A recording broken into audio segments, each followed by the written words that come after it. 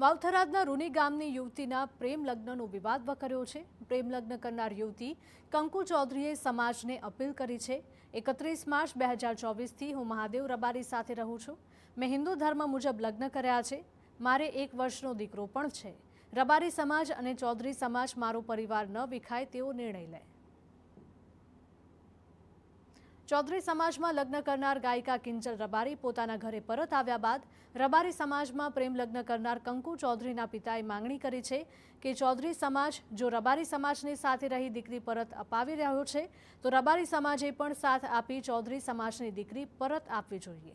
આ અંગે આવતીકાલે કંકુ ચૌધરીના પિતાને સમાજની મહાપંચાયત બોલાવી છે અને ત્યારે કંકુ ચૌધરીએ પોતાના લગ્ન ન તૂટે અને દીકરો માતા પિતા વગર ન રહેતો હોય તેવો નિર્ણય કરવા અપીલ કરી છે।